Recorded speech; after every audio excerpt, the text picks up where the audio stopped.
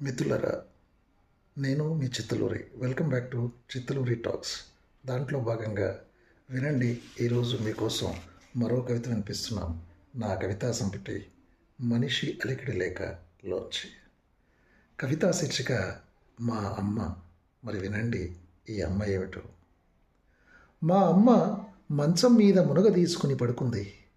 తీరొక్క పూల రంగులతో తీర్చిదిద్దిన బతుకమ్మల 56 వర్ణాలతో నిత్య శోభితయై విలసిల్లిన మా అమ్మ.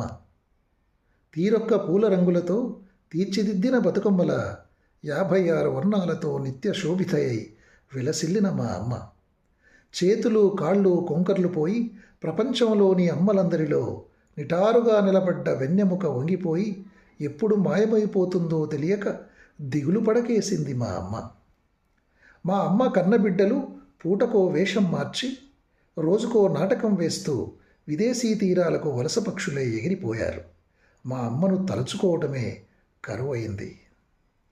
తేనె వంటి మా అమ్మ ఒంటి నిండా విదేశీ వ్రణాలను పొడిపిస్తూ 16 అణాల పడుచు అందమైన పట్టుపరికినీ లాంటి సాంప్రదాయ దుస్తులను చీరకట్టును గాలి కుదిరేసి విదేశీ కురచ దుస్తులను తొలగించి ఫారిన్ చిలక పలుకులను ఒల్లెవేయిస్తున్నారు మా అమ్మ మనుమలు మనుమరాళ్లతో. మా అమ్మ గురించి కథలు కథలుగా గొప్పలు చెప్పడమే గాని మా అమ్మ పేరునెవడూ ఉచ్చరించడు. ఏడాదికోసారో 2 సార్లో మా అమ్మకు పాత పట్టు చీరను చుట్టి బతికి ఉందో లేదోనని సభలు సమావేశాలలో ఊదరగొట్టేస్తూ మొసలి ఏడుపులు ఏడుస్తారు గాని మా అమ్మను బతికించుకునే ప్రయత్నాలెవరూ చిత్తశుద్ధితో చేయరు. మా అమ్మకు అనేక యాసల నేపథ్య జీవనముంది. మా అమ్మకు అనేక యాసల నేపథ్య జీవనము ఉంది. సకల జీవన సంస్కృతుల అభినివేశమూ ఉంది. మా అమ్మకు ఒక ప్రామాణికమైన ప్రగతిని చేకూర్చే చర్యలెవ్వరూ చేపట్టరు.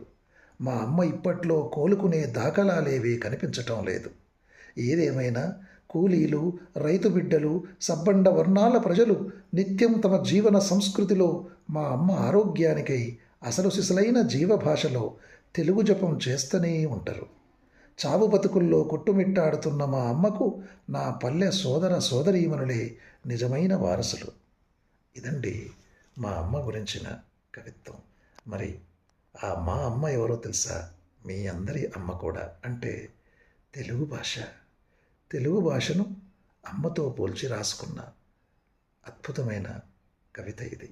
మరి ఈ కవిత తెలుగు భాషను ప్రేమించే వాళ్ళంతా కూడా మరి మా అమ్మ అనే శీర్షికతో నేను రాసిన ఈ కవితను మీకు నచ్చినట్లయితే లైక్ చేయండి, షేర్ చేయండి, నా ఛానల్ సబ్స్క్రైబ్ చేయండి.